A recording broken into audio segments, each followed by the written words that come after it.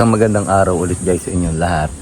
Meron tayo ulit na gagawin dito na bladder. Yun, encounter nyo na ba na kapag nagbukas kayo ng faucet, umaandar na agad yung water pump? Yun, pakita ko sa inyo yung gagawin natin.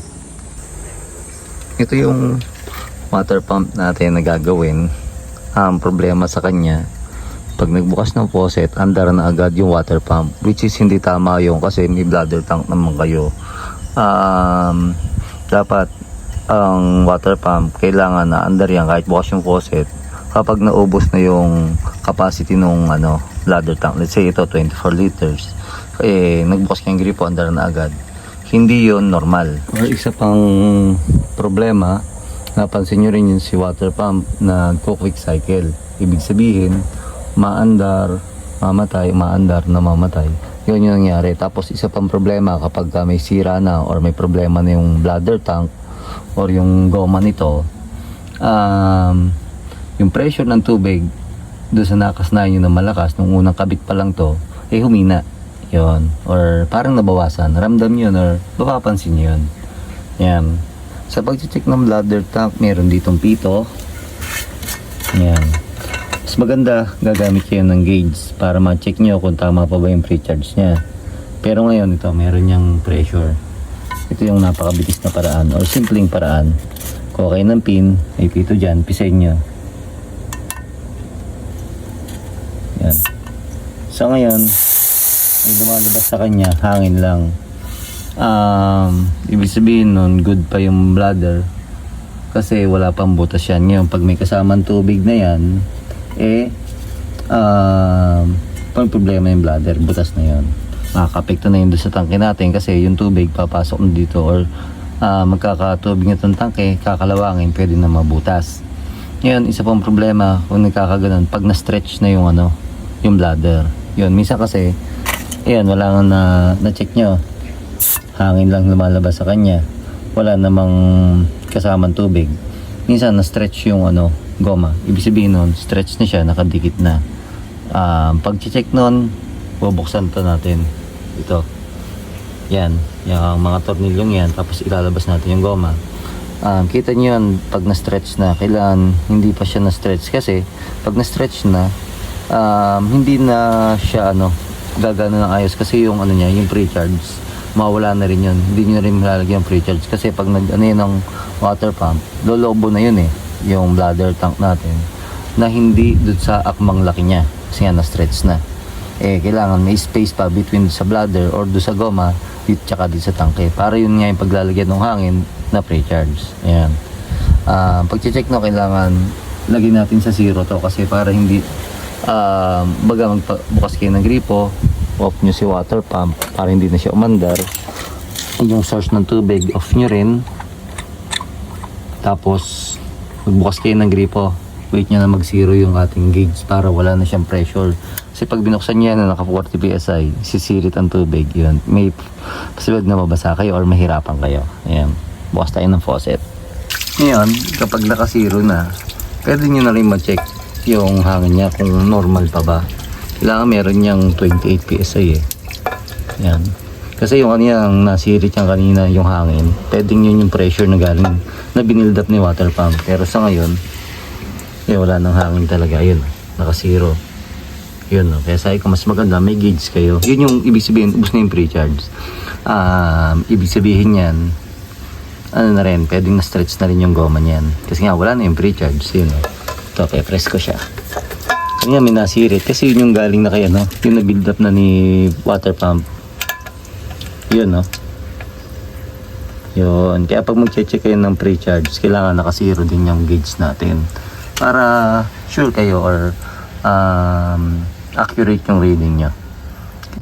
Ngayon, bubuksan ko na to para makita natin yung sitwasyon ng bladder nya o ng kanyang rubber butyl kung nag-expand talaga. Pero yun yung suspecha ko, talaga nag-expand siya kasi wala talagang hangin na nalabas dito sa pinya or pito. So ayan, natanggalan natin yung cover nya. Tapos ito yung rubber nya. Ayan, ayan, ilahin nyo lang yan. Ayan, may tubig sa loob ng bladder pero hindi pa ito butas kasi kung butas na yan, ito basa na yan ng tubig. Ibig sabihin kasi, lumalabas na yung tubig sa bladder. Pero ngayon, nasa loob lang ng goma. Kaya, pagpunta natin yung dito, walang lumalabas na tubig. Kaya tuyo. So, pansin nyo, tuyo yung loob ng kanyang tangke. Yan, hindi natin ilaw. Tuyo yung loob niya, hindi basa. Yan. Yung nangyari sa kanya, expand lang, medyo malaki na. Yan, no? Unlike dun sa, meron kasing nabili si Honor. Yan, no? Senyalis na nag-expand na siya. Kasi stretch na siya, oh. Yan, no? Yan. Yung nabili si Honor dito na 24 liters. Yan, ito yung bago na nabili ni Honor. Yan, no? Ito yung existing, yun, no? Ito yung laki. Halos sasayad na talaga ito dun sa bladder natin. Yan. Yun ang nangyayari kapag nawala yung pre-charge. Ang posibilidad na mangyari humina yung pressure or magkaroon ng quick cycle dun sa ating water pump. Ayan. Kaya napakalaking na bagay dito natin bladder tank. Ayun. Isa pa, pagbukas nyo ng faucet, naandar na agad yung water pump kasi parang wala na kayong nakakabit na bladder or pressure tank. Ayan. Ngayon, kung okay naman yung ating tuyo naman, wala naman mga kalawang, pwede nyo na ibalik yung ating or ikabit yung bagong natin, rubber butyl leveler. Ayan. Ito ma-avoid yung magang pag-stretch niya, pagkabutas itong bladder. Kung yung ating pre-charge masisiguro nyo laging meron. Or ibig sabihin, laging may hangin dapat. Yan. Tapos, make sure nyo na maganda yung lapat. Tip ko nga pala minsan kapag iba yung brand ng bladder tank tapos yung rubber butyl iba rin, minsan hindi nag-fit dito. Kailangan fit yan kasi pag hindi maganda ang fit nito or hindi maganda ang lapat, pwedeng yung tubig dito dumaan, hindi mabutas siya. Yan, magkatubig yung between bladder tsaka tank. Pag nangyari yun, nagkaroon ng tubig dito sa pagitan nitong bladder tsaka nitong tangke, yan, mabubutas na to kasi kakalawangin na to yun, pwede natin ibalik to or takpan para malagyan natin siya ng pre-charge. Ito na yan, naibalik na natin yung cover nya, tapos nilagyan natin yung bagong rubber butyl. Huwag nyo munang bubuhayin yung water pump kasi masisira yung bagong kabit nyo rubber butyl. Ang gagawin nyo, okay ng hand pump or kaya ganito na pump, ayan, pump bomba. Yung hand pump na yung sa bike, pwede na yun. Pero kung meron kayo nito electric pump, okay lang. Ayan, kabit nyo yan. Then make sure nyo nakasiro yan. Yan. Bago nyo bombahin kasi pag niread nyo yung pressure at yun, ba nasa 40. Yung 40 PSI yung mariread nyo. Pag nilagyan nyo siya ng gauge yan. Tapos bombahan nyo lang. Set lang natin to sa 29 PSI.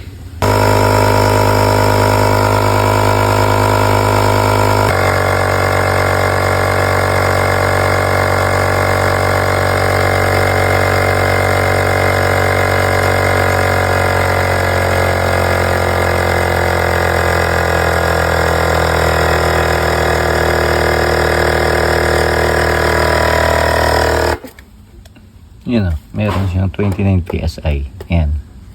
Yan, pwede nating balik to. Yan. Yun yung pre-charge na yung magpo-protect siya doon sa goma natin para hindi siya magkaganto or pwede rin mabutas kasi pag wala yung pre-charge Bawasan lang natin, medyo napasobra, nasa 30 PSI.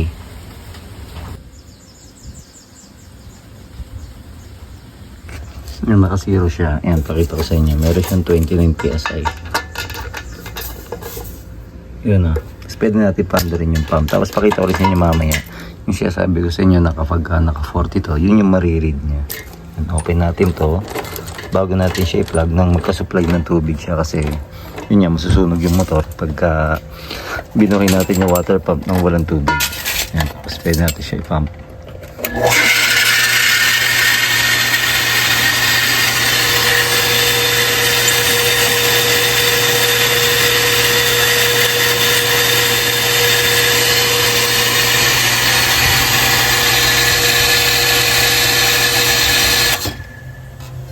Meron siyang 50. Pakita ko sa inyo.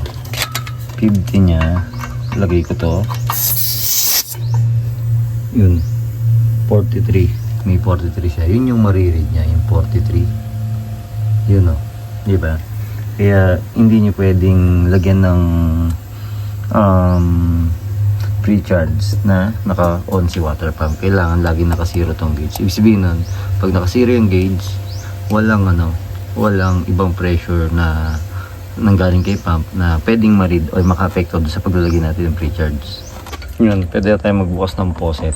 Check natin kung pagbukas ng faucet ay under na agad siya. Ayan, buksan ko na rin yung valve papasok ng bahay. So yun, nagbukas tayo ng faucet. Tignan natin yung water pump kung na under. Yun hindi agad siya na under. Wait natin na umandar siya.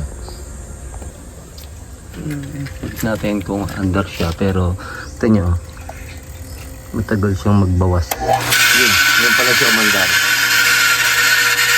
Yung solusyon natin kapag nangyari sa flow ng tubig ninyo, humina yung pressure or lagi nagpo-quick cycle yung inyong water pump, check nyo muna yung bladder tank.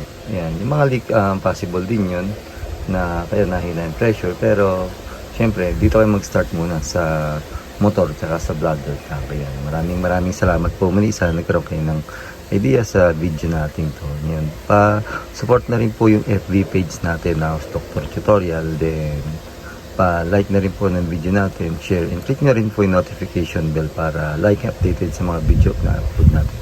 Ayan, maraming salamat po. Stay safe and God bless po.